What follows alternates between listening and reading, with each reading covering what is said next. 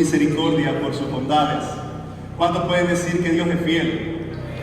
Amén. ¿Sabe? Hoy vamos a hablar de un tema y siguiendo toda la línea con todos mis hermanos predicadores también. Hoy vamos a hablar de un tema y yo pensaba, bueno, estuvimos conversando acerca de la primera S, la salvación, lo importante que es la salvación. Si tú estás aquí y no eres salvo, tú has perdido todo tu tiempo. Pero si tú estás aquí y eres salvo y no estás sirviendo al Señor, también has perdido todo tu tiempo. Pero si tú estás aquí y eres salvo y estás sirviendo al Señor, pues entonces vamos a hablar hoy de esta tercera S, y yo reconozco que va a ser una de las más difíciles de esta semana, y es la S del sufrimiento. Cuando pensamos en el sufrimiento, pudiéramos ir a muchos diccionarios. ¿Qué significa sufrir? Y yo sé que este es el momento donde algunos dirían, bueno, sufrir es sentirse mal, es llorar, es pasar por diversas adversidades, pero orando al Señor y pidiendo por cómo Él ha estado ministrando a través de, no solo de la mañana, sino de todos los tiempos, en las noches, de la alabanza, de tantas cosas, Dios ponía algo en mi corazón desde hace algunas semanas y anoche también. Y hoy quiero hablarle, escucha bien, a corazones rotos. Hoy quiero hablar a corazones que están sufriendo. Hoy quiero hablarte desde esa perspectiva del Evangelio que a muchos no les gusta tocar. Y es evidentemente la parte opuesta a muchos evangelios populares hoy. Tú has llegado a este lugar y muchos de ustedes están sufriendo más de lo que le vemos desde fuera podemos imaginar. Mientras oraba anoche, mi corazón tenía un gran dolor en mi corazón, por la sencilla razón de que pensaba en que aquí hay jóvenes que han sufrido abuso sexual. Aquí hay jóvenes que han sufrido de acoso por familias. Aquí hay muchachitas que irán un día al altar y no llegarán vírgenes por malas decisiones, porque otros se aprovecharon. Yo les confieso que mientras oraba por esto, me dolía el corazón cuando yo decía, Señor, pero hemos hablado de tu salvación, hemos hablado de tu servicio. Permite también que esta mañana, así como mis hermanos han estado predicando, siga siendo tu evangelio. Pero en medio del dolor y en medio del sufrimiento, esta mañana esta conferencia es solo para aquellos que son salvos, sirven al Señor y están sufriendo. Así que, hablando nosotros de uno de los textos que vamos a exponer en esta mañana, mientras el video sale, hemos titulado así sufrimiento. El sufrimiento es una bendición o una maldición, y vamos a hablar de los dos tipos de sufrimiento, no hay más.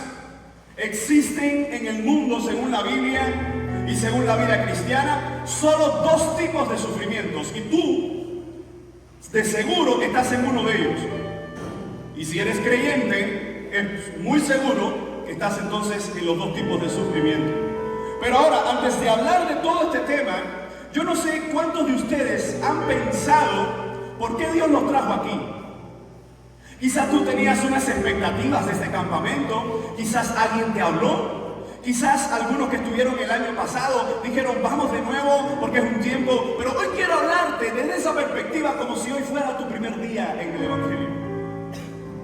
Quiero hablarte de esa perspectiva para ti que lloras y lloras solo, para ti que sufres y nadie te ve sufriendo.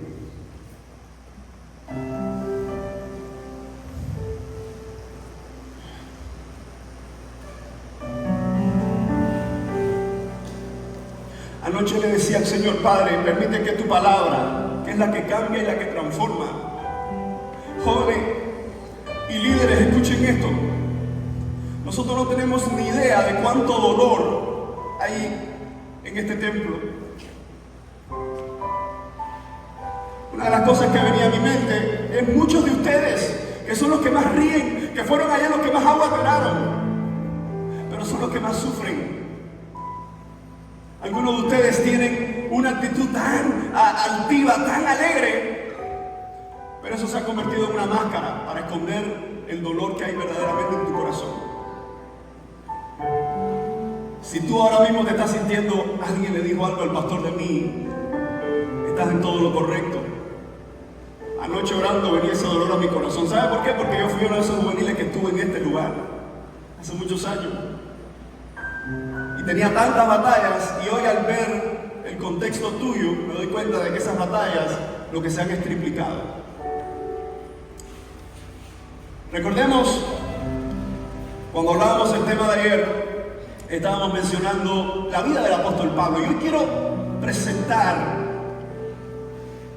la imagen que ayer no pudimos ver sobre la vida del apóstol Pablo, y es precisamente cuando nosotros hablamos de este hombre que un día persiguió a la iglesia, de este hombre que un día fue enemigo, de este hombre que un día fue el arrogante, enemigo de los creyentes, como, según algunos historiadores, está a la fecha por los 33, 34, 35, no tenemos claridad en eso.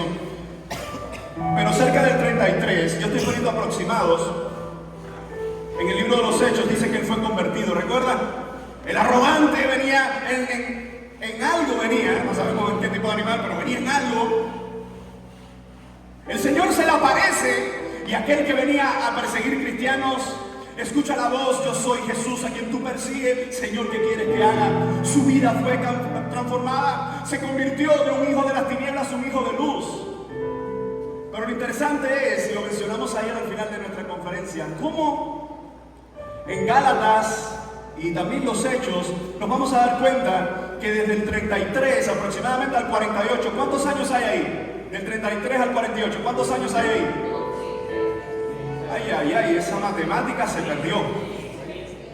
¿Ustedes? ¿Cuántos hay? Los que dijeron 12, evidentemente si aprobaste en matemáticas te fijaste, y fijarse es pecado. Tenemos alrededor de unos 15 años. Incluso pudiéramos hablar hasta 17 años si vemos los 3 años que él menciona en su primera visita y los segundos 14 años que menciona. Es decir, 17 años, vamos a redondearlo, 15 años. Pablo, desde su conversión, no sabemos que predicó. No sabemos a dónde fue. Sabemos que estaba por la región de Tarso, Sicilia, por este lugar de Samaria, pero no sabemos completamente dónde estuvo sirviendo a Dios. ¿Escuchan? Porque ayer estuvimos conversando de eso. Pablo fue fiel en el anonimato, por eso ponemos un símbolo,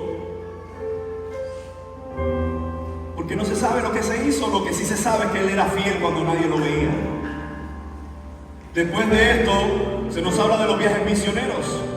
Pero mira, qué interesante este dato. 48 al 57. ¿Cuántos años hay? 0 para ese que dijo. 9 años tenemos de sus viajes misioneros. ¿Cuántos viajes misioneros hizo? 9 viajes. 0. ¿Cuántos, Emanuel? 3 viajes misioneros. 3 viajes misioneros. Pero esos 3 viajes misioneros, cuando los reunimos en un periodo de 9 años. 9 años. 15 años en un anonimato sirviendo, pero en anonimato. 9 años sirviendo abiertamente al Señor. Y del 57 al 68, ¿cuánto tiempo tenemos? 11 años entre el arresto, los encarcelamientos y su ejecución. 15 años en anonimato, unos 9 años sirviendo abiertamente y unos 11 años de prisión a prisión hasta llegar a Roma y ser muerto, decapitado. Quiero centrarme en esta última parte.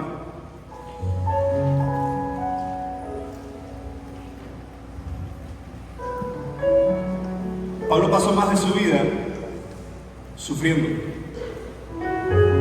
Servía al Señor, pero sufría. ¿Sabe por qué muchos jóvenes hoy no están aquí y estaban en tu mismo ministerio? Porque no quisieron sufrir el Evangelio. Tú no haces nada para salvarte, pero una vez va a responder a Cristo, la vida cristiana trae sufrimiento. Por eso el descubre el campeón está en ti jamás estuvo en la predicación de Cristo y los apóstoles. Por eso eres un vencedor y nadie podrá contigo. Nunca estuvo en el evangelio de Jesucristo. Lo triste del caso es que siempre eso va a ser más llamativo. Pero quiero hablarte a ti, como jóvenes en estos días, y yo sé que se han acercado también a los demás pastores, a líderes, y han dicho, pastor, yo no puedo más con este pecado. Quiero hablar de esos jóvenes que ya dijeron, yo creo que ya no doy más. Yo creo que mi vida ya no tiene un sentido. Yo creo que ya no puedo demostrarle a los demás que mi vida es diferente con Cristo. Quiero hablarte a ti, que aunque ríes, estás sufriendo. La vida del apóstol Pablo nos enseña varias cosas. Una de ellas, que no importa cuánto corras, cuando sirvas, cuán fiel le seas al Señor, es importante serle fiel, pero aún siéndole fiel, vas a sufrir. Así que, partiendo desde este punto, hay un texto que yo quisiera que todos busquemos, por favor, todos busquen este versículo. Y es 2 a Timoteo 4:7. 2 a Timoteo 4:7. Quizás va a variar algún detalle, porque si lo que tiene la Reina Valera, está en la Nueva Biblia de las Américas. Vamos a leerlo junto al conteo de 3. 2 a Timoteo 4:7. 1, 2, si no está aquí arriba. 3. He peleado la buena batalla. He terminado la carrera. He guardado la fe. Cuando vemos este texto, evidentemente es la segunda carta del apóstol Pablo a Timoteo. ¿Qué es lo primero que te dice que esta es la segunda carta de Pablo a Timoteo? ¿Qué hay la primera? Ahora, lo interesante es que ¿cuántas cartas escribe el apóstol? 13, porque no sabemos si hebreo lo escribió él. Y si alguien te lo dice, te está mintiendo, no hay seguridad. 13 cartas confirmadas que escribe el apóstol, perdón. Y en medio de estas cartas, esta es la última de todas. Alguien que ha hablado a la iglesia de tantos temas, miren cómo él va a despedirse. Y se va a despedir escribiéndole a un joven que como tú, hoy, desde pequeño estaba en los caminos del Señor, teniendo la peor influencia en su casa, pues su padre no era creyente, era un gentil pagano. Y su madre y su abuela eran judías, pero judías con perspectiva de enseñar la gloria de Dios. Tanto así que Pablo reconoce que gracias a su mamá, a la mamá de Timoteo y a su abuela, el evangelio habitaba en Timoteo anopocripto, es decir, sin hipocresía ninguna. Pablo le escribe la última carta. Piensa por un momento que tengas que escribirle a tu mejor amigo y tengas que hacerle una carta de despedida y que nunca más le vas a ver. ¿Qué le pondrías? Yo creo que no le pondrías cosas tontas como siempre fui mejor que tú en PlayStation, cosas así. No, ese es el momento de ponerle si es verdaderamente tu amigo, será el momento de decirle, ¿qué le dirías? A ver, déjame escucharte. ¿Qué le dirías? Si es tu carta de despedida, ¿qué le dirías, pequeña?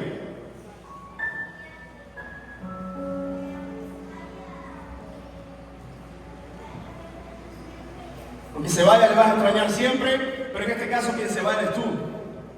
Pero está bien. ¿Qué le dirías si fuera una carta de despedida a tu mejor amigo? Alto, alto, habla alto, fuerte. Párate, incluso grítalo, para que los demás te escuchen. Que la mejor decisión que uno puede tener en su vida es aceptar a Cristo. Muy bien. Ahora piensa por un momento cuántas cosas viene a la mente de uno cuando quiere despedirse. Esta carta es una carta de despedida.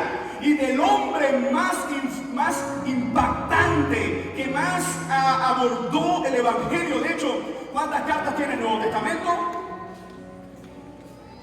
Ay Dios, si usted está pensando eso, usted está más que perdido. Eso es automático. ¿Cuántas cartas tiene el Nuevo Testamento? Uy. ¿Cuál?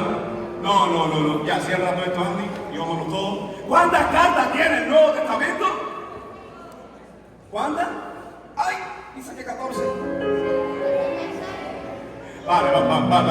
Vamos a poner. Es una pregunta con trampa. ¿Cuántos libros tiene el Nuevo Testamento? ¿Cuánto? 21, 17. 27. Y de esas 20, no, por un momento me asusté. Por ejemplo, toca a ese niño y dile que Cristo le ama. Dile que despiértate tú que duermes. Gracias. Todavía este es el tercer día, no se acabó el campamento. Ahora, de 27 cartas, si Pablo escribe 13, en una cuestión de promedios, ¿cuánto en promedio escribió el apóstol Pablo? Casi el 50%. Casi un 50% del Nuevo Testamento fue escrito por él. Y esta carta, en su despedida, Pablo está usando varios términos que son sumamente importantes. Y digo que buscaras tu Biblia porque vamos a tomar algunas notas en este versículo.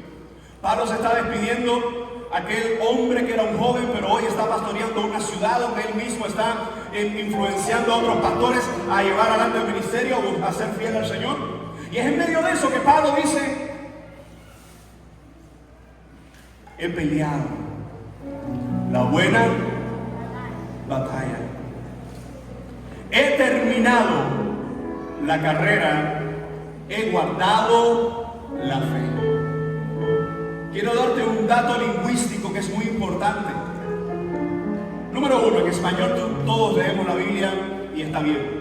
Número 2, si queremos todavía disfrutar más la palabra de Dios, aprendemos sus idiomas, aunque suene una locura, y todavía podemos disfrutar más ese idioma que Dios escogió entre tantos para hablarle a aquellos hombres en aquel momento.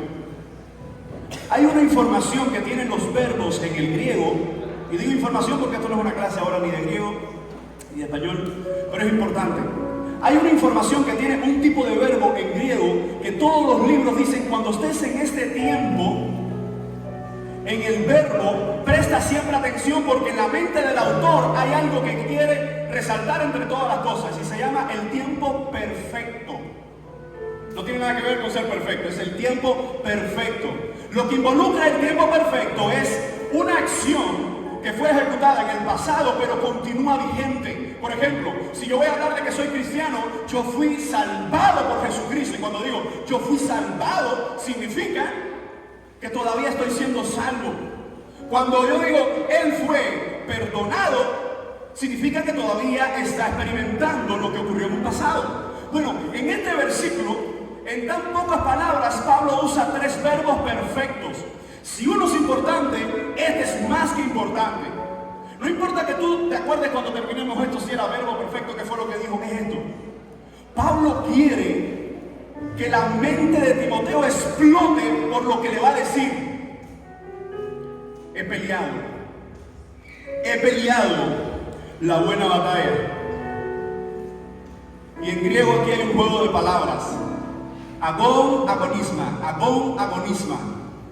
Claro que eso no, en español no se ve porque eso es un idioma diferente, pero yo creo que es en este momento donde el apóstol Pablo quiso poner su mayor ingenio, por revelación del Espíritu Santo, pero con su estilo. Él usa 3 verbos perfectos para que eso explote la mente de Timoteo, pero ahora usa incluso juegos de palabras. Todo parece indicar que él quiere que esto se lo aprenda de tal forma que nunca más se lo olvide. Y Pablo está diciendo: he peleado. La palabra peleado viene de agonizomai, y ese agonizomai, ¿a qué le suena agonizomai? Agonía. En otras palabras, él dice: he agonizado. Una definición de agonía en la vida cristiana es lo que tú y yo pasamos cada día por serle fiel a Jesucristo. Escucha, el sufrimiento de la vida cristiana solo es para aquellos que viven para Cristo. Y al principio dije que hay 2 tipos de sufrimiento. Este que acabo de mencionar es el que solo los creyentes van a enfrentar. Pero hay otro tipo de sufrimiento, y es el sufrimiento por las consecuencias del pecado.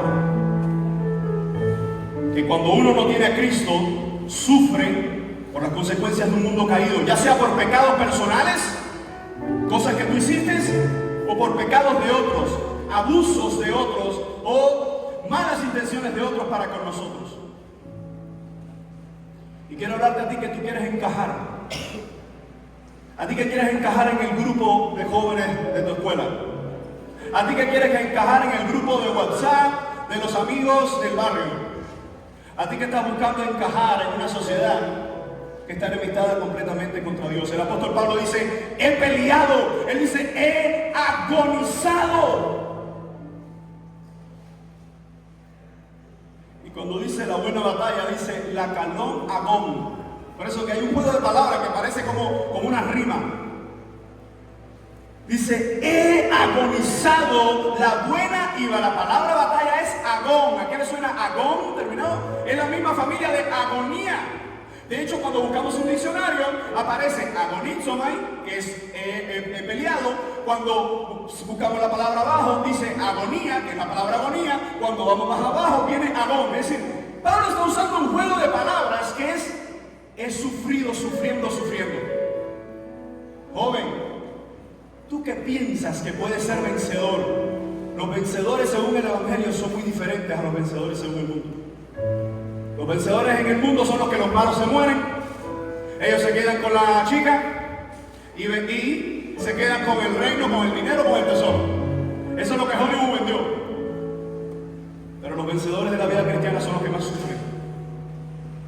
Así que cuando vemos a Pablo decir, he agonizado a tal punto, la buena agonía o el buen sufrimiento. Hay una gran diferencia entre ser masoquista a ser alguien que sufre y se goza en el sufrimiento. El masoquista es alguien que no tiene a Cristo, o alguien que no entiende el Evangelio, alguien que disfruta. Ay, qué rico es hacerme así. A nadie le ha pasado en una ocasión que tiene como un dolorcito en la encía y se empieza a hacer así y es estimulante. No, a nadie le ha pasado. Bueno, a alguien le ha pasado, sí, a ti, ¿verdad? ¿A alguien le ha pasado que a usted no le pasó, pero al que está al lado tuyo sí, que tiene hongo en los pies? Ejemplo más feo. Y es como una picazoncita que empieza. Yo tengo un amigo, no voy a decir su nombre, pero se llama Felipe. Y no voy a decir de dónde es porque ustedes no lo conocen, pero es de Ciudad Ávila. Y él y yo crecimos juntos en todos los campamentos. Ojalá viera esto. En una ocasión llegamos a un campamento, pero él tenía, lo de él no era hongo, lo de él era hongo Pro Max. Él llegaba a un lugar, recuerdo un día llegamos a Canaán, y él llegó a un lugar y estábamos ya en la barraca, y estábamos en aquella barraca y estábamos todos hablando, y yo veo que de pronto él coge, y así hablando con uno, tenía una habilidad, y entre los pies se quitan los dos zapatos. Todo eso era la conversación. Y con los mismos pies se quitó las medias. Y empezó a rascarse con el piso.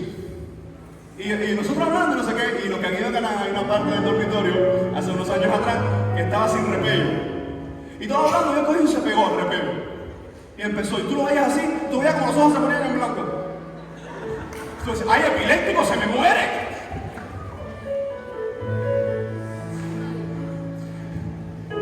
Y el problema no es ese. Porque cuando estaba ahí haciendo eso, decía, felo. Y él, espérate, esta es la mejor parte, sí, ya nublado, era como un éxtasis. ¿Y sabes lo que después pasaba? Que tenía que ayudarlo a buscar crema por todo un campamento. ¿Quién lleva crema de pie o de vitocileno en un campamento? Porque empezaba a sangrar los pies. Pasaba justo de la picazón. A ver. Eso, recuerda, eso no te pasa a ti, le pasa al que está al lado. Míralo para que veas si no tiene cara de petacicote. Eso le pasa. El problema es que pasaba justo del éxtasis de empezar a rascarse a sufrir. Yo le decía, compadre, que vas a perder los pies. Y él decía, más nunca ponen la corriente. Él decía, más nunca. Dejen el jueguito, por favor, los de la UNI. Él decía, más nunca me arrasco los pies. Lo único que él necesitaba para volver a arrancarse los pies, que era que le sanara la sangre, que le sanara las heridas y volvía de nuevo a su éxtasis. Eso es masoquismo. Alguien que disfruta ese placer, aunque empiece el dolor, no importa, lo disfruta. Ahora, el sufrimiento cristiano tiene un gozo. ¿Qué es lo que es el gozo según la Biblia? Según el mismo apóstol Pablo cuando le escribe a los Gálatas, ¿qué es lo que es el gozo? Es parte del fruto del Espíritu. Así que cuando Pablo está diciendo, he peleado, he agonizado la buena batalla, he terminado la carrera. Qué increíble lo que el apóstol está usando aquí. Cuando nos dice, he terminado la carrera, vuelve a hablar de un tiempo perfecto. Y de hecho, la palabra carrera, que habla de dromon, tiene que ver con esa carrera que hacían los griegos, con esas pruebas, esa competencia que hacían los griegos, donde había que entrenar toda su vida, muy parecido al ejemplo que usamos ayer de Usain Bolt, y había que estar entrenando toda la vida para entonces gastarse con los momentos y muchas veces las descalificado. Así que Pablo está viendo la vida cristiana, joven. La vida cristiana es como esa carrera, según el apóstol Pablo, que no es una carrera de rapidez, es una carrera de resistencia. Y no es una carrera que es solo en la adolescencia, es una carrera para toda la vida. Si tú piensas que ser cristiano simplemente es de victoria en victoria, eso es mentira. El cristiano no vive de victoria en victoria. El cristiano vive en un bautismo de agonía, donde Dios siempre dará la victoria, pero ese enfoque no, de victoria en victoria. Bueno, uno dice sí, de victoria, agonía, agonía, victoria, agonía. Pero esta vez hasta incluso el Señor ayudándonos, venciendo la prueba, estamos en agonía. Así que cuando vemos este término, he peleado la buena batalla, Pablo dice es buena, ¿sabe por qué? Aun cuando tus amigos se burlen de tu vida cristiana, estás en el mejor ejército. ¿Tú qué dices? Pero pastor, a veces yo veo los que están alrededor mío y ellos hacen tantas cosas y son tan populares, pero tú no fuiste llamado a ser popular. Creo que ha quedado claro que yo he sido llamado a sufrir por Jesucristo. Tanto es así que el apóstol, cuando nos dice esto, la última frase que él usa en este versículo precisamente dice, y en medio de esa agonía que la he peleado, en medio de esa carrera que la he terminado, dice, he guardado la fe. ¿Por qué? Porque Pablo sabía que no estaba luchando su batalla la estaba luchando Dios al lado de él. El problema, joven, es cuando tú quieres que Dios ore por ti. No, Dios no va a orar por ti. Eres tú quien tienes que buscarle a Él. El problema es cuando tú quieres que Dios le revele a alguien que venga donde tú estás para confirmarte por medio de un diabólico vellón, que eso es otra doctrina perversa que se ha metido en las iglesias. Ponle un vellón a Dios, y si es de parte de Dios, Dios responderá. La Biblia no habla de vellones como práctica de los cristianos. Eso fue un hombre dudoso que, teniendo la revelación delante, incluso seguía dudando. La Biblia habla de que el que se acerca a Dios tiene que creerle. La Biblia habla de que solo los violentos arrebatan el reino de Dios. Y esto es algo un poco contrastable, porque si el reino de Dios es dado por gracia, ¿cómo lo voy a arrebatar? El problema es que ahí no está hablando de salvación. Ahí no está hablando de arrebatar el reino para salvarse, porque eso sería contradictorio con toda la doctrina. Ahí está hablando de pelear el evangelio. Ahí está hablando de tus batallas, joven, tus batallas. Esos grupos que tienes de WhatsApp, esas solicitudes que tienes en tu chat, esas invitaciones que te hacen a ir con todo aquello que deshonra el nombre de Cristo. Pablo dice, y en medio de todo esto he guardado la fe. Hay movimientos muy llamativos hoy que van contra esta verdad del evangelio, que es sufrir. Uno de ellos se llama la teología de la prosperidad. La teología de la prosperidad ha impactado tantas iglesias que lo único que enseña es, tú fuiste creado para ser rico. Tú fuiste creado para ser triunfador, para ser vencedor. Y el único problema es que todo eso funciona del lado de allá de la eternidad. Ahí seremos ricos, prósperos, bendecidos, sin enfermedad, gloriosos, pero del lado de allá de la eternidad con Jesucristo. De este lado del sol, tú tienes que sufrir el Evangelio. Yo he sido llamado a sufrir el Evangelio. Quiero que pienses por un momento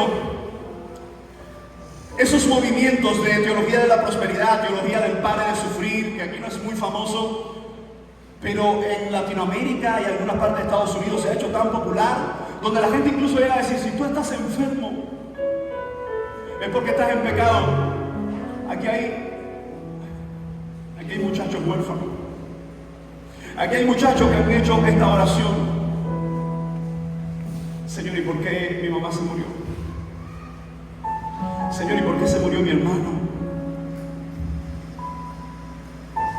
Anoche mientras preparaba esto, yo decía, Señor, pero me duele el corazón con esto que... Y yo mismo no tengo ni la más remota idea de cuántos de los que están acá se pueden sentir ahora identificados con este dolor.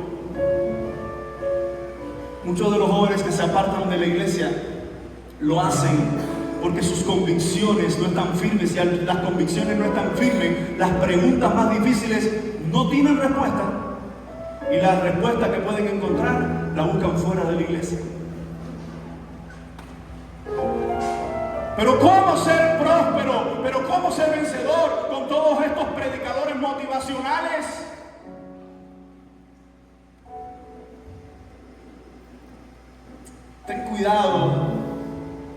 Ten cuidado de ser seducido por esos mensajeros motivacionales que van caminando al infierno con tremenda alegría. Lo triste del caso es que mucha gente ha olvidado que la vida cristiana es una vida, según Pablo, de agonía. Eso nos lleva entonces, ¿qué dice la Biblia y el sufrimiento? ¿Qué dice la Biblia sobre el sufrimiento, joven? ¿Qué dice la Biblia sobre la agonía que todos pasamos? Bueno, si hablamos nosotros, ¿para quién es la persecución? Quizás uno dice, yo no sé cuántos sabían que mientras tú y yo estamos aquí, según algunas estadísticas, cada 3 minutos y medio está muriendo un cristiano por la fe. Es decir, que ayer, anoche y ayer, solo en nuestras predicaciones han muerto más de 50 cristianos mínimo, 30 cristianos mínimo, mientras tú y yo estamos aquí tranquilos. Pero la pregunta es, ¿para quién es la persecución? Dice Mateo 5:11, bienaventurados serán cuando los insulten y persigan. Jesús está diciendo, serán bienaventurados cuando los insulten y los persigan y digan toda clase o todo género de mal. Esta es otra traducción, la Nueva Biblia de las Américas. Todo género de mal contra ustedes falsamente por causa de mí. Escucha, esto no es que tú estás siendo ofendido porque tú te lo buscaste, por inmaduro. Esto significa que eres ofendido, que eres insultado por causa de Jesucristo. ¿A cuántos aquí de los varones le han dicho, tú eres homosexual? ¿A ti no te gustan las mujeres? ¿A cuántos de las muchachas le han dicho, tú eres una monja? Tú eres, mira el papa, mira el cura. A muchos de nosotros nos dijeron estúpido, tonto, claro, y dijeron otras palabras que no es teológicamente correcto decirlas desde aquí.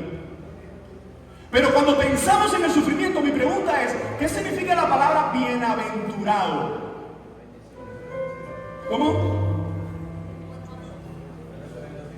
3 veces bendecido,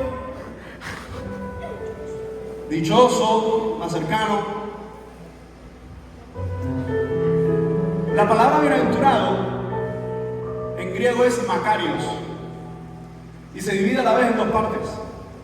La primera parte, mak, viene de mega, lo que sería supremamente dichoso. 3 veces feliz. Te regalo, Andy lo propuso ayer, te regalo el iPhone si me encuentras un diccionario fiel que diga que dé esa definición. No existe. Eso es algo popular. 3 veces feliz. ¿Y por qué yo creo que está mal? Porque ser bienaventurado, es decir, ser supremamente bendecido por Dios es mucho más que 3 veces. Es algo perfecto. Así que cuando nosotros vemos este término supremamente dichoso, dijo Jesús, recuerden, esto lo dijo el que estuvo en un madero. Esto lo dijo el que fue clavado en una cruz. Dice, supremamente dichoso serán cuando los insulten, cuando los persigan y digan todo género de mal contra ustedes falsamente. Ahora, escucha bien, joven, falsamente. Cuando te dicen mentiroso en la cara y tú eres un mentiroso, no, yo no, porque estoy sufriendo por el evangelio. No, tú no estás sufriendo por el evangelio. Tú estás sufriendo insultos por sinvergüenza. Así que hay un sufrimiento que es aquel que nos toca a todos por estar en una generación caída, en una humanidad caída.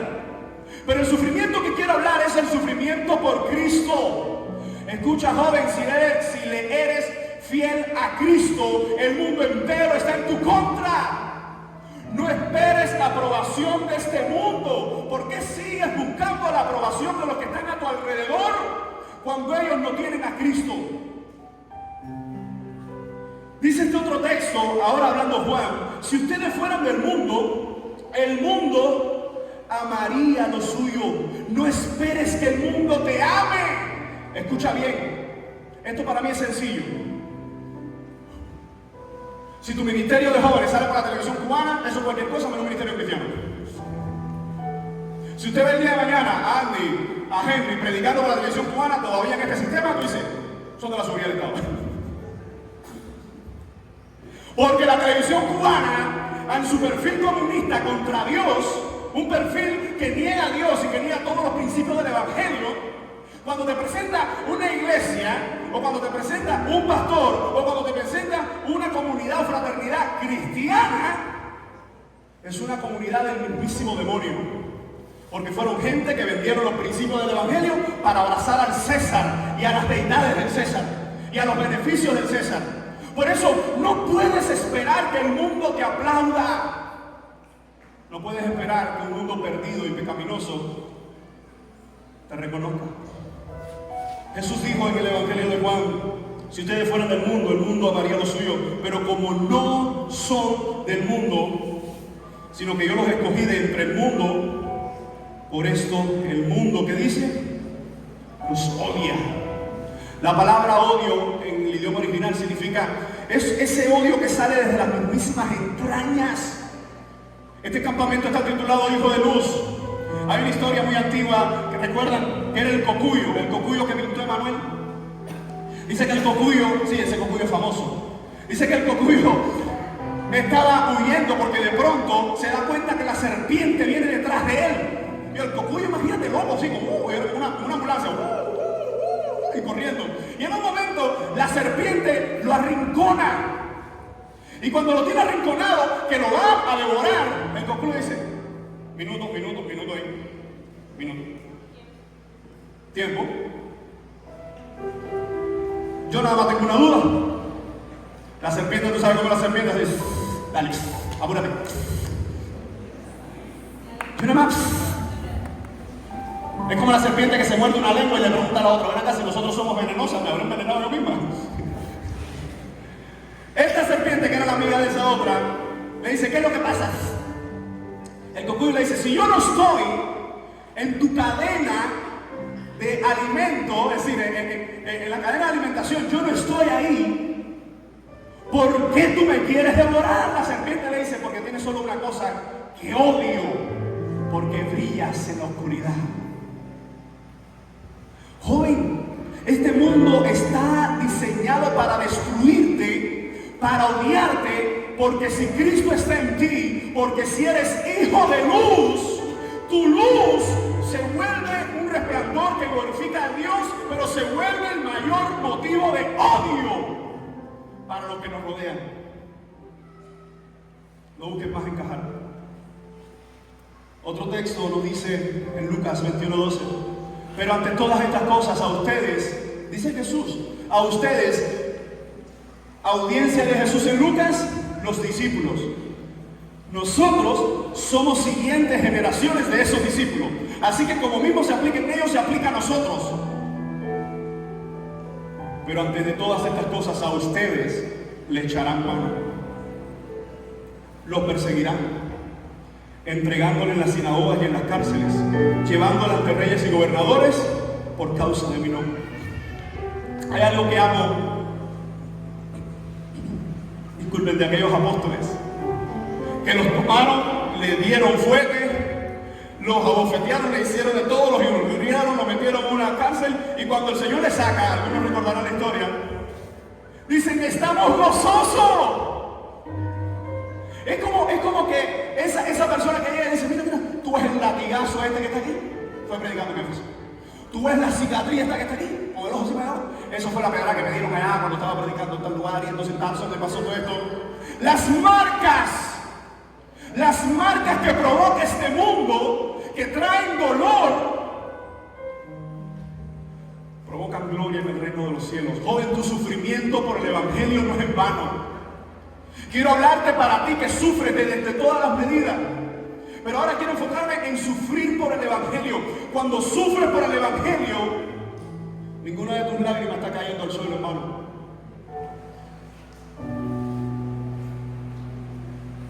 El sufrimiento, hablemos rápidamente, el sufrimiento en la vida de Jesús. Busquen conmigo, por favor, Lucas, rápido. Lucas capítulo 22. Lucas 22, 39. Busca tu Biblia, marca esto.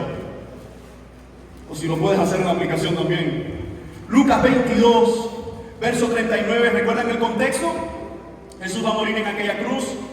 Y justo antes, Lucas 22, 39 dice: y saliendo se fue, como solía, al monte de los Olivos, y sus discípulos también le siguieron. Cuando llegó a aquel lugar le dijo: orad que no entréis en tentación. Y él se apartó de ellos a distancia como un tiro de piedra, y puesto de rodillas oró, diciendo: Padre, si quieres, pasa de mí esta copa, pero no se haga mi voluntad sino la tuya. Y se le apareció un ángel del cielo para fortalecerle, y estando en, es como que ahora empieza toda esta palabra a aparecer por toda la Biblia, claro, porque un trasfondo de predicaciones motivacionales en las redes sociales, de influencers, esos son los verdaderos influencers, que influencian la carnalidad de tu corazón. No es que te confronte con el pecado, que influencia la carnalidad de tu corazón. Esta palabra empieza a brillar, escucha bien, en toda la Biblia. Agonía. Por si no lo esperaste, miren el nivel de agonía, y aquí hay algunos médicos que me van a ayudar con lo que voy a decir ahora. Diciendo: Padre, si quieres, pasa de mí esta copa, pero no se haga mi voluntad, sino la tuya. Y se le apareció un ángel del cielo para fortalecerle, y estando en agonía, oraba más intensamente, y era su sudor como grandes gotas de sangre que caían hasta la tierra. Cuando se levantó de la oración y vino a sus discípulos, los halló como Jesús en agonía, y aquellos sinvergüenza durmiendo todo. Los que dijeron: no, nunca te dejaremos, estaremos contigo ahí al pie de batalla, dormidos. Y se les halló durmiendo a causa de la tristeza. Dormirse a causa de la tristeza está fuerte, pero si la Biblia lo dice, yo lo creo. Es como: estoy tan triste, estoy tan triste. Y ahí se durmió. No entiendo. Yo veo a gente dormirse por la digestión, pero ellos estaban tan tristes que en medio de su tristeza lo que tenían que haber hecho era ¿qué? Buscarle. Señor, oremos contigo. Va a ocurrir el mayor acontecimiento de la historia. Cristo muerto y al tercer día resucitado, y los discípulos durmiendo, y Jesús en una agonía, pero no era cualquier agonía. Cuando dice el texto, corría de su frente como ¿qué? Como sangre. Los médicos que están aquí, hay una enfermedad que se conoce como hematidrosis, ¿sí o no? Es incluso una enfermedad rarísima, es rarísimo. Y las explicaciones que han dado muchos estudios avanzados es que es un nivel de tal estrés, quitemos la palabra estrés y vamos a poner una palabra bíblica, es un nivel de tanta agonía, pero tanta agonía que incluso se rompen los vasos sanguíneos, ¿sí o no? Y empieza entonces la sangre a salir algo así como medio rojizo. Que muchos dicen, bueno, de los mismos vasos sanguíneos entre el sudor y la sangre, y sale literalmente. Ahora, recuerden que esto lo está escribiendo ¿quién? Un médico.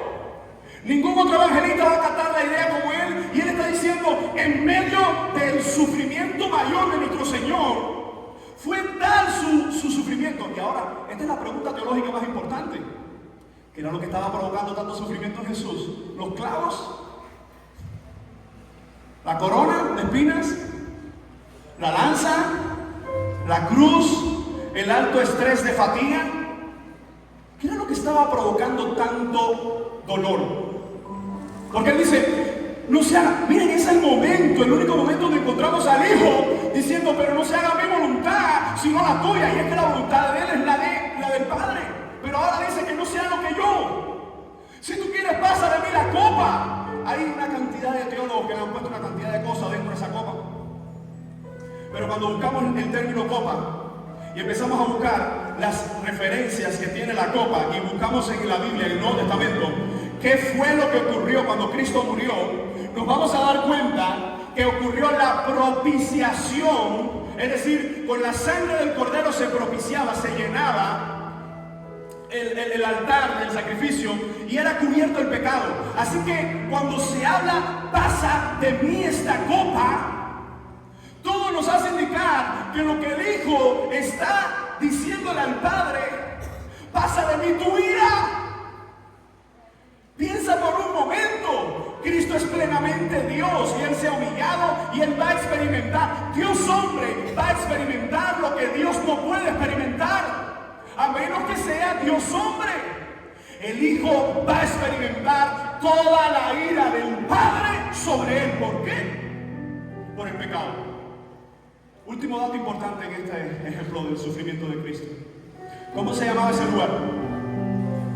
Que Lucas no lo dice, pero nosotros sí. ¿Cómo? Getsemaní. Getsemaní o Getsemaní significa prensa de olivos. Este lugar era famoso por los olivos que daba y el vino y todo lo que salía de él.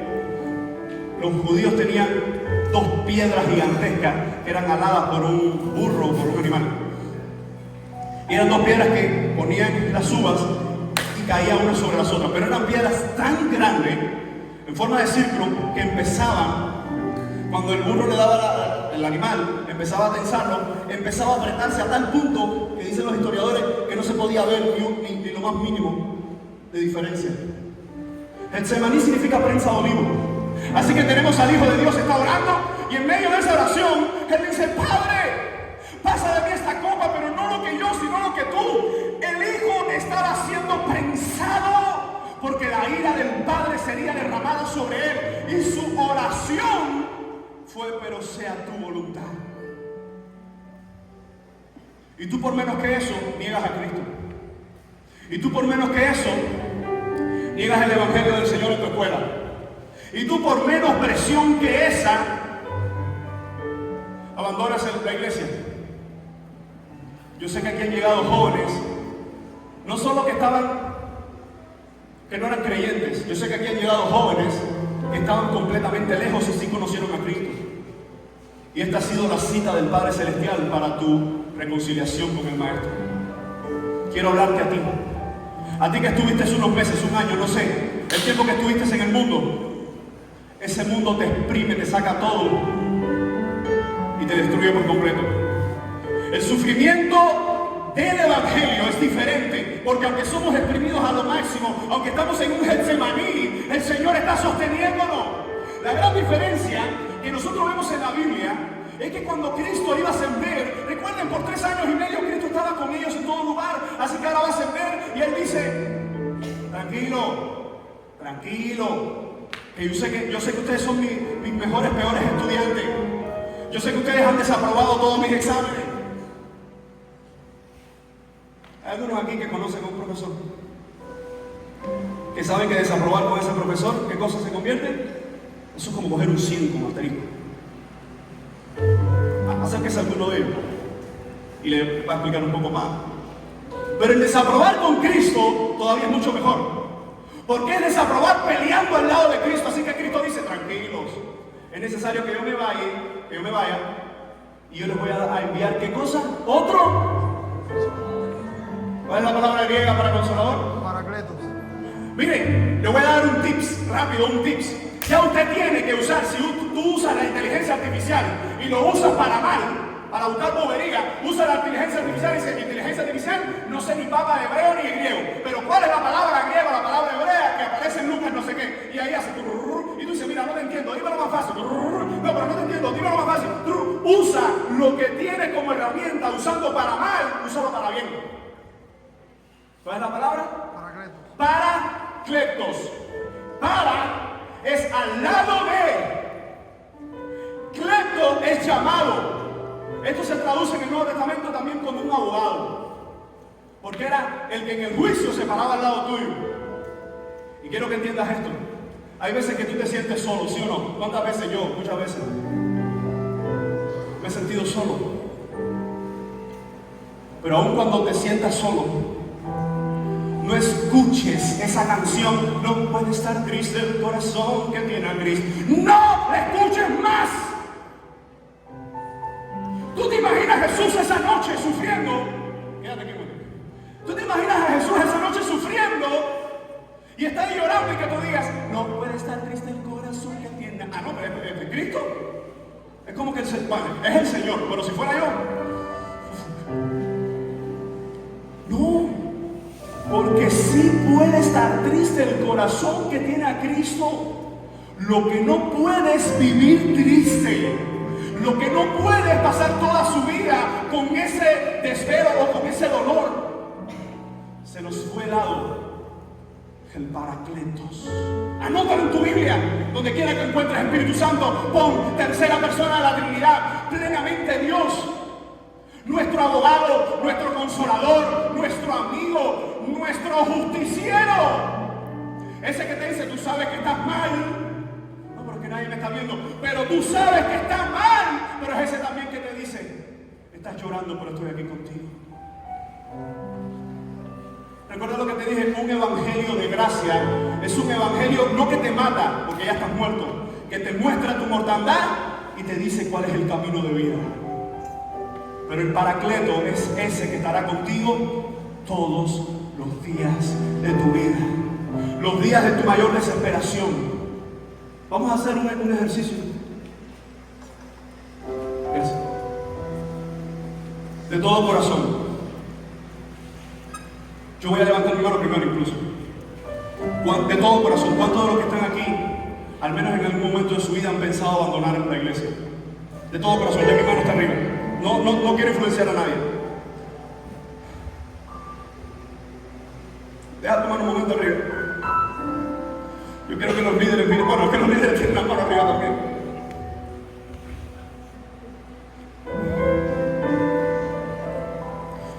¿Sabes por qué tú estás aquí esta mañana? Bájala. ¿Sabes por qué nos ha abandonado? ¿Sabes por qué nos ha abandonado?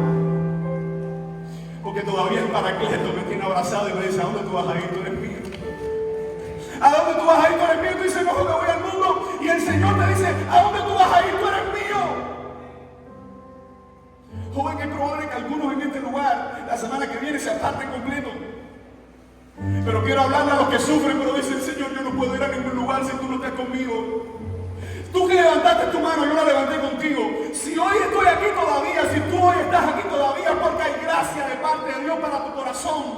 Es porque todavía el Espíritu Santo sigue obrando en tu alma. Es porque todavía Dios dice, no he terminado contigo, no he terminado contigo. Dios te dice, estoy aquí. Señor, pero mira la gente lo que dice de mí. Y Dios te dice, estoy aquí, a ti. Que has llorado por tantas cosas, por tanto dolor. A ti que fuiste tocado, a ti que fuiste abusado. A ti que fuiste engañado, el Señor te dice, ¿a dónde vas a ir? Si mi hijo, Dios hombre, llegó a un estado tal que sudó sangre. Si ese hijo amado prometió a la tercera persona de la Trinidad, joven, no estás solo en medio del dolor. Díselo al que está a tu lado. Díselo al que está a tu lado por un momento, gracias. Díselo, tú no estás solo en medio del dolor. Dile, no estás solo en medio del dolor. Otra persona que sufrió, rápidamente, por favor, busca conmigo 2 Corintios. 2 Corintios, búscalo rápidamente. 2 Corintios 11. 2 Corintios 11, miren el sufrimiento de Pablo. 2 Corintios 11.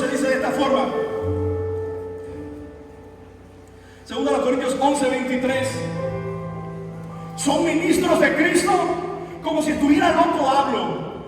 Yo más, en trabajos más abundantes, en azotes sin número, en cárceles más, en peligros de muerte muchas veces. De los judíos, 5, no una, 5 veces he recibido 40 azotes menos 1. La definición sencilla de 40 azotes menos 1 es hacerte sufrir tanto que no te maten. Porque si te mato se acabó el sufrimiento. Miren qué gente más loca los romanos. Qué gente más, pero qué gente más loca. Y él dice, he recibido 40 azotes menos 1, 5 veces. 5 veces el romano ha dicho, en esta noche lo reviento, ya. Y ahí es donde viene la teología para de sufrir. Que son esas teologías que te dicen, no sufras más, no sufras más. Es como con muchos en nuestro país. Oh, estamos en problemas. Si nuestros problemas son ustedes, papá. No.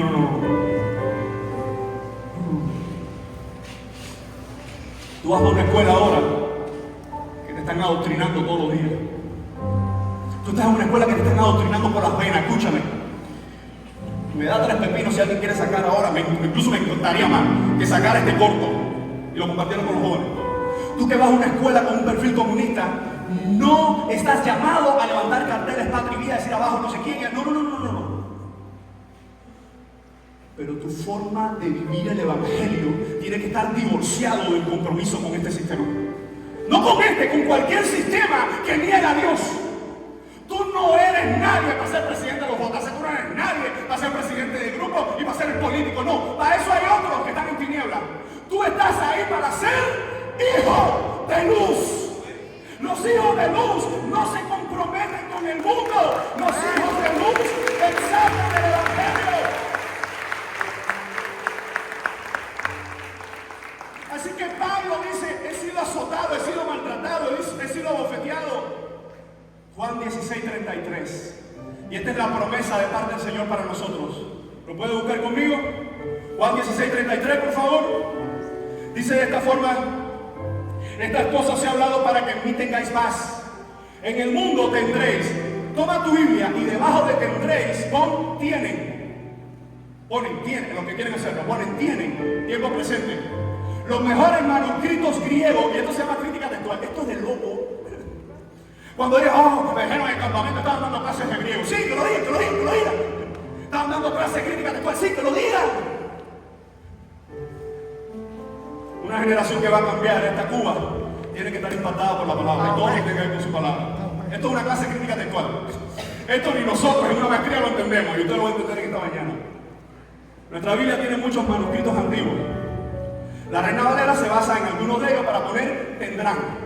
Pero se han encontrado manuscritos que son un poquito más antiguos que dicen tienen. Eso no cambia nada de doctrina, pero nos ayuda a encender un bombillo. Jesús no estaba diciendo sencillamente van a tener, sino que ya tienen hoy. Tú no vas a tener aflicción, tú tienes hoy aflicción. Tú no vas a tener problemas, tú ya tienes problemas. Si tú estás siendo fiel a Dios, tienes que tener problemas. Si tú estás siendo fiel a Dios, hay oposición a tu vida. En el mundo tienen aflicción, y aquí es donde viene la promesa. Pero confíen. Pero ¿cómo confiamos? Sí, porque no vas a confiar en un hombre. Vas a confiar en el que ha vencido al mundo, en el Rey de los Reyes, en el Jehová de los ejércitos, en el único que estuvo en una tumba y la dejó vacía. ¡Aleluya! ¡El único! La tumba de Mahoma es famosa, ¿por qué? Porque tiene los huesos de Mahoma. Las de Buda, ¿por qué? Porque tiene, pero la tumba de nuestro Señor, lo más famoso que tiene es que ahí no hay nadie y estuvo alguien. ¡Aleluya! El sufrimiento de tu vida comparado con el mundo es vergüenza, pero a los ojos de Dios es. Yo quiero que pensemos esto. ¿Tú crees que Dios no pudiera enviar un ejército de ángeles como lo pudo haber hecho en el momento de Jesús?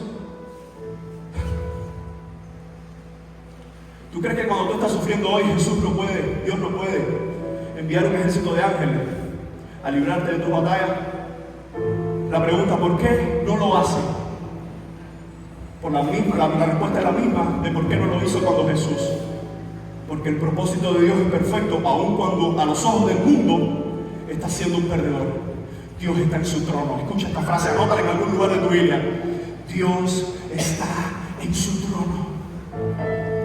Un hijo de luz entiende que Dios está en su trono, y eso implica que pase lo que pase, Él sigue gobernando los cielos y la tierra, mi alma, su iglesia y todo lo que está alrededor. El mundo se está cayendo en pedazos. Trata de en algún momento mirar en tu corazón, cerrar los ojos, abrirlos, mirar al cielo, como la foto de él que me encantó, y decir: Él está en su trono, pero mira lo que te está pasando. Él está en su trono, pero mira lo que estás atravesando. Dios sigue en su trono, y porque Él está en su trono, un día yo estaré frente a Él y le daré gracias. Mientras aquí, le seguiré dando gracias y le seguiré adorando. Sufrir por el Evangelio es lo mejor que nos puede pasar. ¿Cuáles son los propósitos de Dios en la persecución? Usted anota la cita y me gustaría que en algún momento pudieran hacer esa tarea. Propósitos de Dios en la persecución: hacernos crecer en santidad. ¿Por qué sufrimos? ¿Qué propósito tiene? Hacernos crecer. Ahora, ojo con esto. En medio de una prueba tú tienes dos caminos: o alejarte más de Dios, o simplemente aferrarte más a Él. Propósito número 2 de Dios en la persecución: producir perseverancia. A ver, ¿cuántos aquí se han propuesto bajar 10 libras? Algunos dicen: no, 10 no. Bueno, ¿cuántos han propuesto empezar a correr? Yo conozco los que dicen: muy bien, ponen el reloj, pero todo, muy bien, voy a empezar a correr, y corren.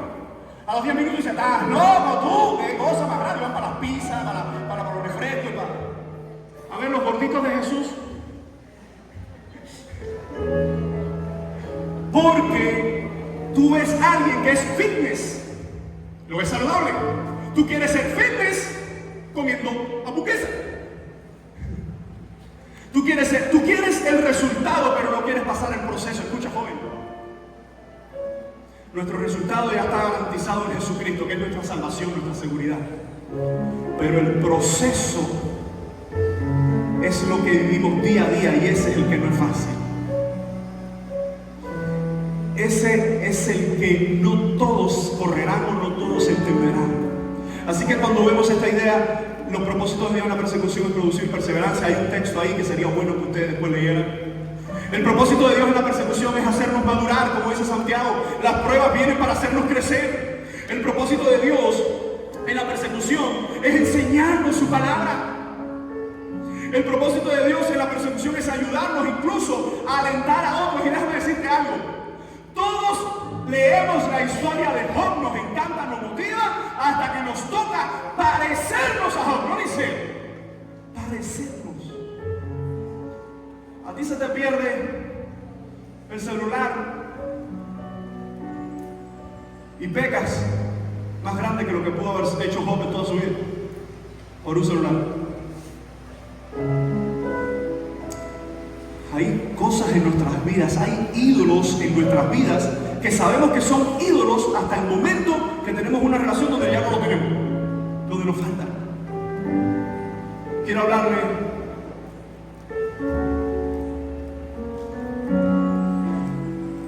hay jóvenes que están creciendo con su papá en el extranjero. Quiero hablarte a ti. Él se fue pensando en un mejor futuro para ti. No voy a entrar en un juicio de valores. Eso lo hizo. Tú no estás solo hoy. Tú no estás solo. Porque tu Padre Celestial sigue contigo. Porque hay una iglesia que te ama. Hay un grupo de jóvenes que de alguna forma está orando por ti. Tú no sabes si lo vas a ver. Hay una I220A. Escúcheme por favor rápidamente, porque sé que alguien se puede perder. Nadie me ha dicho nada de ti. Pero todo esto Dios lo ponía en mi corazón. Tú que estás creciendo con mamá o papá lejos, o incluso huérfano, no sé. Dios no solo te ama. Si tú eres salvo por Jesucristo, la ira de Dios, todo lo que hemos dicho estos días, la perversión, la maldad y toda esa basura que nosotros nos servimos, todo eso es real sin Cristo. Pero con Cristo todo eso es perdonado, y ahora en Cristo amado, eres perdonado. Pero también le hablo a esos hijos que aunque su papá está en casa, hace mucho tiempo ya su papá no está en casa. Hace mucho tiempo ya papá no te atiende. A ti quiero decirte esto: ora por papá. Porque si él no conoce el Evangelio, si él conoce a Jesucristo, no solo que te va a amar a ti, sino que el amarte a ti va a ser el resultado de amarle a él, y ese amor es perfecto. Los propósitos de Dios en la persecución son para librarnos de la autosuficiencia. A veces nos sentimos invencibles hasta que nos toca sufrir. Nos sentimos invencibles hasta que nos toca llorar. La pregunta es: ¿por qué es importante perseverar en la persecución? Respuesta 1: es importante perseverar en la persecución porque es parte normal del ser cristiano. No hay mayor teología que eso. ¿Por qué es importante perseverar en la persecución? Porque es importante ser fiel en medio de la prueba. ¿Por qué? Porque en la vida cristiana ya. ¿Por qué tú lloras? Y escucha, pregúntale a tu pastor en algún momento: pastor, ¿en algún momento de su vida usted ha tenido batallas hasta el punto que ha sentido que Dios ha estado lejos? ¿Ha sentido como que no puede más? No sé si decirte que preguntes esto, pero hazlo. A los míos me preguntan también sin problema. Y pregunten: pastor, ¿usted alguna vez ha pensado irse? A ver, aclaro. Irse de la iglesia. ¿Sabes por qué? Porque todos de una forma u otra te van a dar la misma respuesta. Tú no imaginas cuánto. Cuenta la historia que en una ocasión un joven se levantó y le dijo a su madre: hoy no voy a la iglesia. La madre le dijo: ¿Qué? ¿Usted va para la iglesia? No, hoy no voy. ¿Pero cómo que no vas a ir? Oye, mamá, porque esa gente me tiene ya cansado. Pero tú tienes que ir. Es que esa gente habla mal de mí, pero tienes que ir. Pero es que esa gente no es agradecida, pero tienes que ir. Pero es que esa gente se matan entre él, pero tienes que ir. Mamá, ¿por qué? ¿Tú eres el pastor vivo?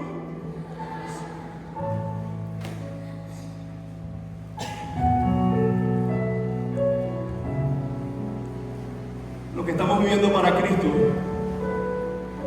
tenemos muchas cicatrices que nadie ve. Los líderes que están aquí eso lo saben. Cuando tú abres tu corazón y la gente ve cuán débil eres, entonces empieza a brillar la fortaleza del Evangelio. Porque la gente va a decir: ah, pero yo pensaba que esto era para uno nada más.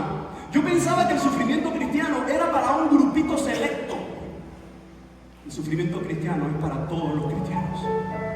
¿Por qué es importante perseverar? Es importante perseverar en la persecución porque es parte normal de la vida cristiana. Y el texto es este: segunda a Timoteo, teología paulina. Y en verdad todos los que quieren vivir piadosamente en Cristo Jesús serán perseguidos. Los que quieren vivir piadosamente, los que quieren y están viviendo impíamente, esto no es para ti hay infierno. Pero los que quieren serle fiel a Dios, esto es para ti. Mira, joven, no es fácil sufrir en esta vida y después de este sufrimiento miserable, sufrir por la eternidad en el infierno. Tú escoges. O sufrimos con Cristo, que es muchísimo mejor, para estar con Él, que es mil veces mejor. O sufrimos sin Cristo y sufriremos sin Cristo por la eternidad. Y en verdad todos los que quieren vivir piadosamente en Cristo Jesús serán perseguidos. Y el último texto que quisiera compartir: porque es importante perseverar en la persecución. Es importante perseverar porque esto glorifica a Dios. ¿Has entendido la frase? Porque es muy fácil decirla: yo vivo para la gloria de Dios. Y cuando hay persecución en tu escuela, cuando hay persecución en tu vida, tú le das gloria a Dios diciendo no al pecado. Tú le das gloria a Dios diciendo no a este mundo. Tú le das gloria a Dios diciendo sí al servicio del Señor. Tú le das gloria a Dios cuando dice: Señor, ayúdame a vivir en santidad, aunque nadie me vea. Te voy a poner rápido un ejercicio de lo que es la gloria. Oye, ya acabamos contigo. Dame otra gente. Teléfono. ¿A cuánto les pasa esto? Hay mucha gente contigo. Estás viendo tu teléfono y los demás lo están viendo. Estás en los reels y de pronto te sale una mujer casi que desnuda. Primera reacción, la mía: Dios reprenda a Satanás en el nombre de Jesucristo. vencí, hermanos. Wow, qué espiritualidad. Mismo reel, pero estoy solo. Algo sale de aquí. En fracciones de segundo, algunos incluso lo han definido como dopamina, que es esa hormona de la felicidad o del placer. Yo le llamaría pecado o naturaleza pecaminosa. Y estás solo, el mismo reel que en un momento te dio pudor y lo quitaste, ahora quieres verlo, quieres consumirlo. ¿Por qué? ¿Cuál es la diferencia? Que muchos han hecho un concepto, un estilo de santidad, que es santidad para los que me ven, no santidad para el que siempre me ve. Joven, ten cuidado con eso. Tu vida de oración, tu vida de comunión es en privado, porque Él ve en lo privado y Él recompensa en público. Si tú buscas una apariencia, vas a tener algo glorioso para esta humanidad, aplausos de los hombres. Pero si tú buscas serle fiel a Dios, vas a tener ofensas de los hombres que niegan a Dios. Porque es importante perseverar en la persecución, porque glorifica a Dios. Dice Pedro en un contexto de persecución: pero aún si sufren por causa de la justicia, dichosos son. Y no tengan miedo por temor a ellos ni se turben. El contexto de esta iglesia o de estas iglesias era un contexto de ¿qué? Persecución. Iglesias que estaban dispersas porque le estaban persiguiendo. Bueno, dispersas por sí, no hay cacofonía o no hay redundancia. Estaban dispersas producto de la persecución. Y a ellos Pedro le escribe: no tengan miedo por temor a ellos ni se turben, sino santifiquen a Cristo como su Señor en sus corazones, estando siempre preparados. Muchas veces usamos este texto para hacer apologética. Estemos siempre preparados para presentar defensa de la fe, ¿sí o no? Pero miren a quién Pedro le está diciendo esto: a gente que se levanta en la mañana escondida, porque si se enteran que son cristianos, se los llevan. Y Pedro a esa gente le dice: estén siempre preparados. Siempre lo estamos para defender el evangelio, aun cuando los están persiguiendo por el evangelio. Joven, en medio de la persecución, en medio de los contextos que estamos, tú y yo somos llamados a que Cristo brille. A que Cristo brille, aun cuando eso provoca hostigamiento. Teniendo buena conciencia, para que en aquellos que son calumniados sean avergonzados los que hablan mal de vuestra buena conducta. Mira esto. Si yo te paro a ti, esto después, esta parte del video se tiene que editar. Pero si yo te paro a ti, ¿cuánto tiempo llevas en la iglesia? 3, 4 años. ¿Está bien? Gloria a Dios. Y si me hubieses dicho menos, igual que gloria a Dios. Si yo te digo: pero esto es religioso, mongólico, anormal. Por eso se da cuenta porque esta parte hay que editarlo. Pero mira este estúpido, discúlpame, pero mírame a los ojos. Pero mira este anormal, religioso que se cree mejor que todo el mundo. Si él va caminando, yo me hago el gracioso, porque siempre el impío es el que quiere ser popular. Ahora escucha, ese que quiere ser popular, impío, y burlarse de ti, está caminando al infierno, es miserable. No creas que es el popular de verdad. Ahora, a los ojos de la gente, esas ofensas puede provocar en ti que cosa, una vergüenza, ¿sí o no? Ahora, miren lo que dice Pedro sobre algo parecido. Dice: teniendo buena conciencia, para que en aquellos que son calumniados sean avergonzados los que hablan mal de la buena conducta de ustedes en Cristo. Lo que está diciendo es que esas maldiciones para ti, esas ofensas para ti, cuando son por el evangelio, Cristo las recibe todas y dice: los avergonzados son ustedes. Este que está conmigo es bendecido. Este que está conmigo es dichoso. ¿Sabes por qué? Porque Él lo dijo, yo lo creo. Porque lo dice su palabra, yo lo creo. ¿Alguien dice amén? Pero quiero terminar con el sufrimiento de Pablo. ¿Sabe que Pablo tuvo un sufrimiento a tal punto, como decía el pastor Anderson la primera noche, hablando de Eutico? Pablo oró y resucitó a Eutico. Mire, la resurrección, resucitar a una persona es como, yo sé que esto no se debe hacer, pero si vamos a hablar de escalas de milagros, eso es lo más increíble. No como la cantidad de paz. No es como, ¿cómo lo digo? Herejes, gente de show, vamos a decir personas débiles. A ver, ¿quién tiene la mano corta? ¿Quién tiene la mano corta? Y sale alguien, no, yo tengo la mano corta, a ver, ponlo aquí. Ah, va, 1, 2, 3, 4, 5, 6, ¡aleluya! ¡Las manos están parejas! Hermano, Dios no es tan chapucero para hacer esa chambonada. Pero hay muchos que dicen, es la gloria de Dios. Y yo no estoy haciendo burla de ninguna de estas personas, quizás que tú conozcas, pero sí estoy atacando ferozmente esos pensamientos, esas cosas chapuceras. Cuando Dios obra el milagro, el más grande y más glorioso es tomar un alma perdida y darle salvación. Él también resucita muertos y hace todo esto. Pero si nosotros vemos el ejemplo de Pablo, mire cómo él dice en un momento, y me encanta, porque fue el hombre que en un momento oró por un muerto. Señor Padre, mira a este joven que estaba anoche jugando y a las 3 de la mañana se acostó. Y mira cómo se quedó dormido a las 12 de la noche en la predicación. Señor, resucítalo, porque entonces, y un tipo dice, ¿en qué punto del mensaje estaba, pastor? Pablo ora y resucita, Dios autico.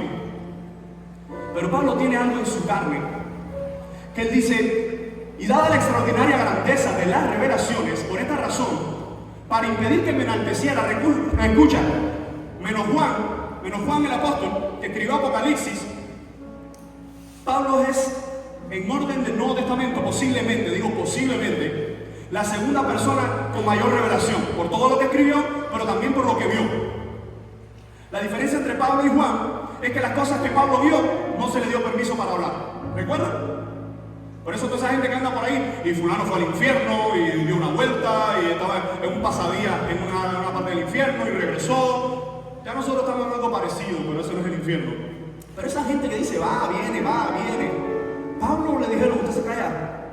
Ahora, lo que Juan hace sí es escribir, porque algo que no se entiende, el Señor quiere que se tenga la idea principal. Pablo, que estaba lleno y cargado de revelaciones, dice, para que no me enalteciera, me fue dada una espina en la carne. ¿Cómo dice nuestra Reina Valera? Un aguijón.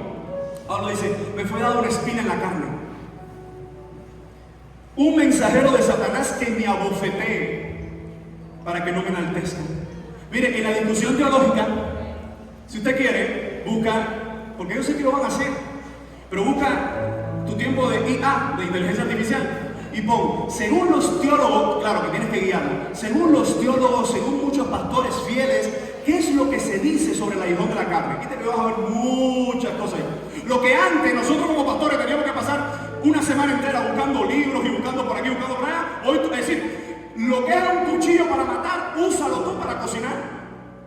Lo que puede ser perverso, úsalo tú para bien. Y hay mucha discusión en que, ¿qué era el aguijón de la carne? Mi respuesta a eso es que nadie te puede decir exactamente qué era. Algunos suponen que tenía que ver con sus ojos, porque en una de sus cartas él está escribiendo, en otra ya no escribe, y en una incluso dice a los Gálatas, yo sé que si ustedes pudieran, se quitaran sus ojos y me los dieran a mí. Mira con cuán grandes letras les escribo, dice en una de sus cartas. Y algunos dicen, parece que se estaba quedando ciego. No sabemos.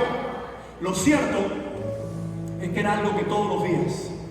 Y Pablo hace una oración, Señor, quítame esto. El hombre que oró porque Eutico resucitara. Señor, quítame esto. El cielo se cerró. Segunda oración, no sabemos si fue ese día, si fue otro día. Señor, quítame esto, por favor. Estoy predicando tu palabra. El cielo se cerró. A la tercera tiene que ir la vencida. Señor Padre, quítame esto.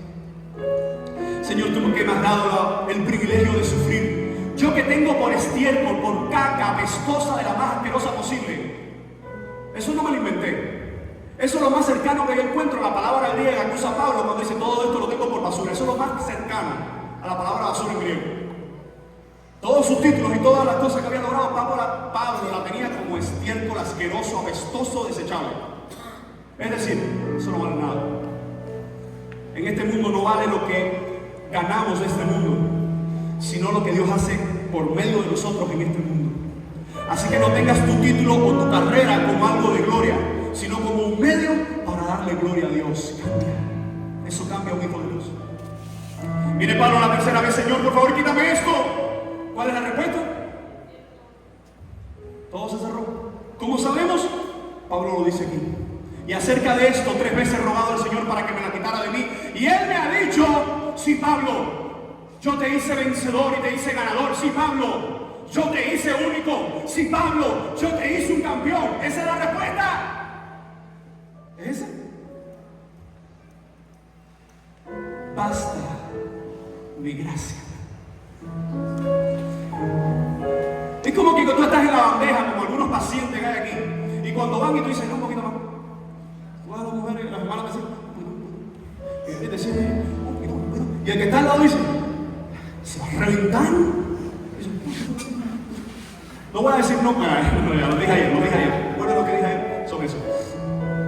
Y hay un momento que tú dices: ¡basta! Basta es una frase profundamente importante. Basta está diciendo: sobra, es suficiente. Y esta frase viene del cielo. Dice el Señor a un hombre que oraba por algo que le afligía. Le dice el Señor: mi gracia es suficiente, porque mi poder se perfecciona. Ojo, pregunta teológica: ¿cómo es posible que el poder de Dios se perfeccione? Pregunta teológica: ¿qué significa perfeccionar? Pregunta teológica: ¿cómo es el poder de Dios? ¿Perfecto o imperfecto? ¿Quién me responde todo eso rápido? El poder de Dios es perfecto. Así que esto es un recurso de lenguaje que está diciendo el apóstol Pablo, que le está diciendo Cristo a Pablo: mi gracia es suficiente porque mi poder sigue creciendo en ti, porque mi poder te sigue guiando a ti, porque mi luz sigue brillando en ti en medio de tu debilidad, en medio de tu sufrimiento. Quien brilla es Cristo. En medio de tu dolor, quien brilla es Cristo. Joven, yo quiero orar.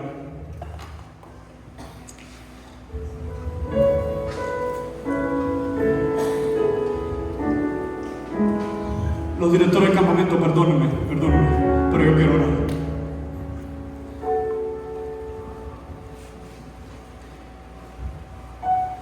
Hace muchos años atrás,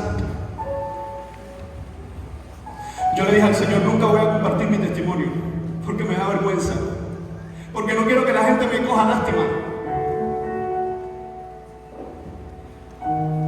Pero hace muchos años atrás, también en un campamento, algo parecido a este, Dios me enseñó que mis dolores, que mis temores, era el poder de Dios perfeccionándose en mi debilidad. Y yo quiero hablarle a muchos que tienen esos temores o esos dolores. A la edad de 4 años, en algún momento creo que lo compartí, pero por si hay alguien que esto Dios puede ministrar su vida. Cuando tenía 4 años, yo soy de Ciudad de Ávila, estábamos en Holguín y veníamos a Ciudad de Ávila con mi mamá y mi papá se habían divorciado. Y en la guaguita pequeña que veníamos, yo estaba en una parte de la guagua, correteando en un colchón. Mi mamá estaba de otro lado y yo recuerdo, estos son mis pocos recuerdos de mi mamá. Yo recuerdo que mi mamá dice, por eso cuando yo veo a mis hijas, ¿a quién van a salir estas hijas de su padre?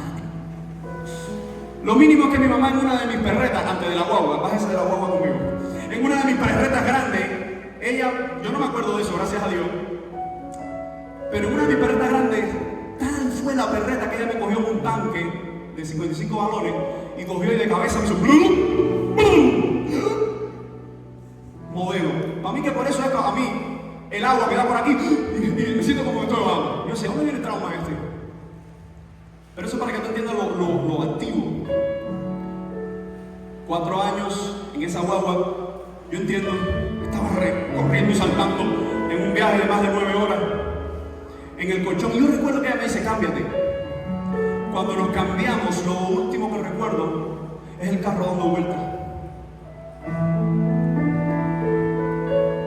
Se me pierde, se me borra la imagen y recuerdo después gente tirándole foto al carro. Y un hombre me tiene cargado. Y un niño de 4 años está gritando, ¿dónde está mi mamá?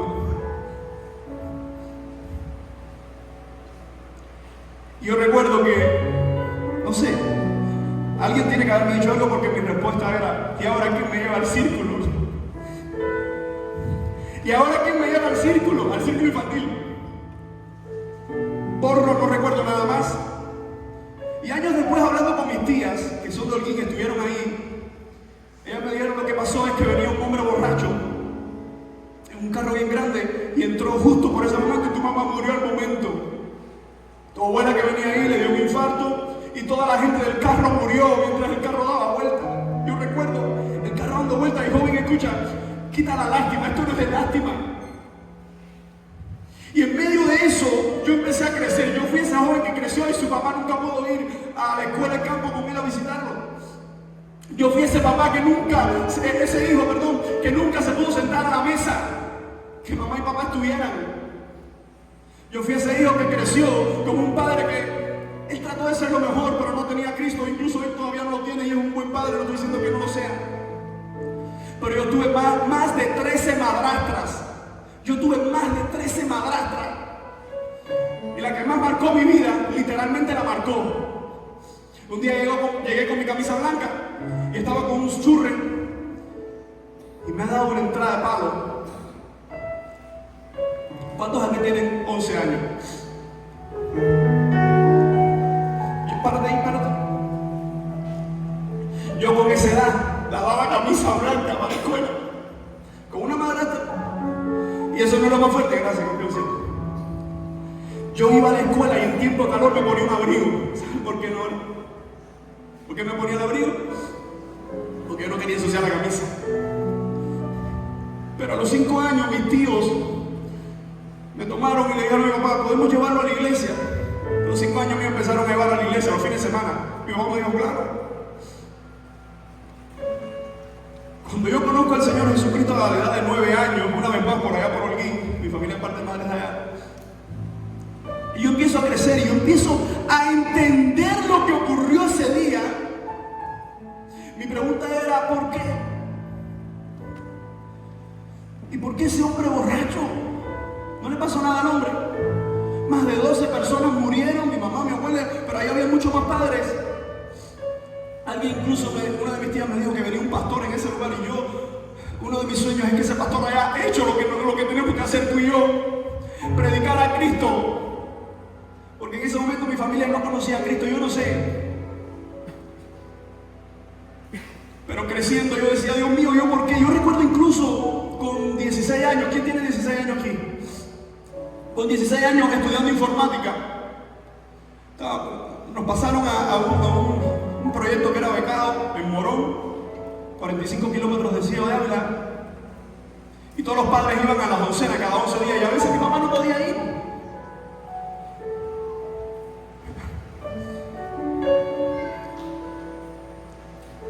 Nosotros éramos pobres, pero tan pobres que rayábamos con la indigencia. A mí me vistió, escucha hoy, no sientas vergüenza de esto. A mí me vistió toda mi adolescencia un grupo de universitarios de diferentes iglesias en Ciudad de Ávila. Se reunían entre ellos y eso me enteré yo después. Ellos me vestían, ellos decían: caballero, alguien no tiene zapatos para ir a la iglesia y el papá no puede comprarle. Y después me enteré, pero ellos venían muy inteligentes, mira, esto te lo trajeron, te lo regalaron. Y por eso que yo entendí porque a veces me regalaban cosas usadas y a veces está como un huequito, pero eso no fue una vergüenza. Que la iglesia joven te ayude.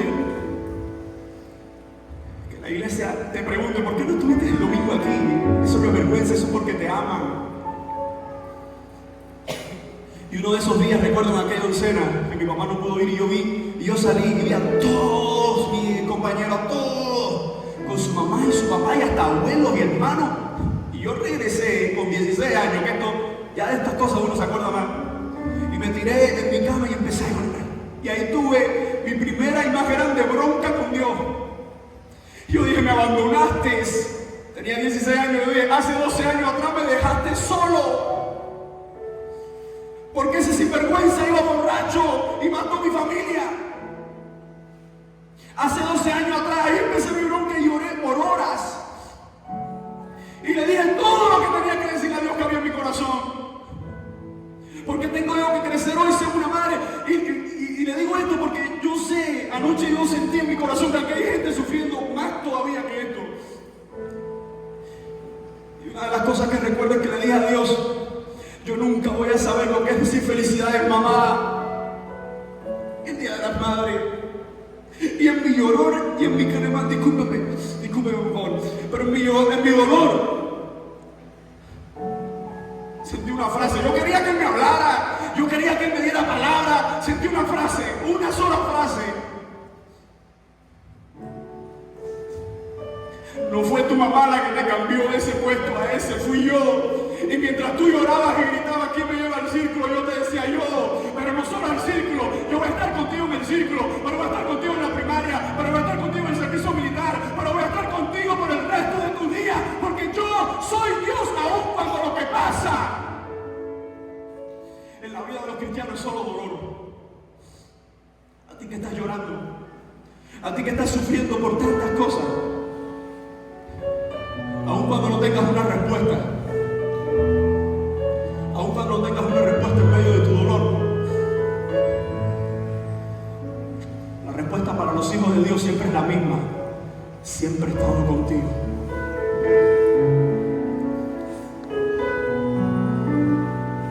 No sé si puedes inclinar tu cabeza, arrodillarte. Vamos, no sé si quieren arrodillarse, vamos a orar juntos. Vamos a hacer juntos esta oración por restauración del alma. Yo quiero hacer esta oración con aquellos que han sido abusados, aquellos que incluso intentaron quitarse la vida, y si hoy están aquí, evidentemente es porque Dios no lo permitió.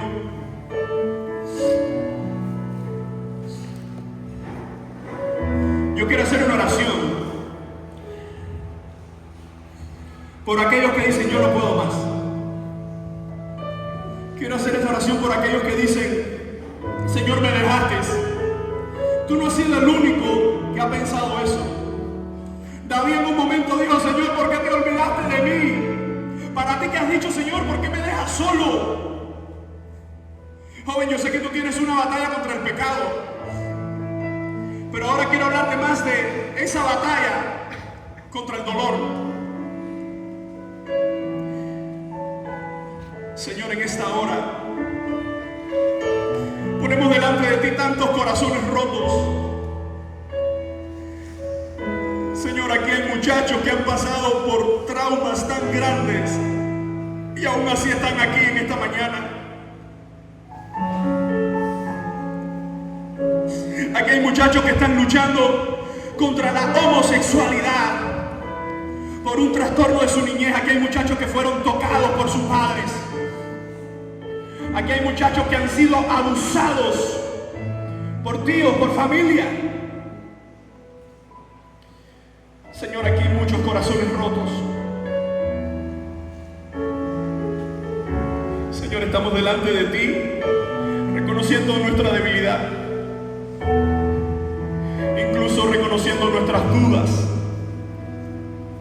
Pero nos dijiste en tu palabra que no abandonarías a tus hijos.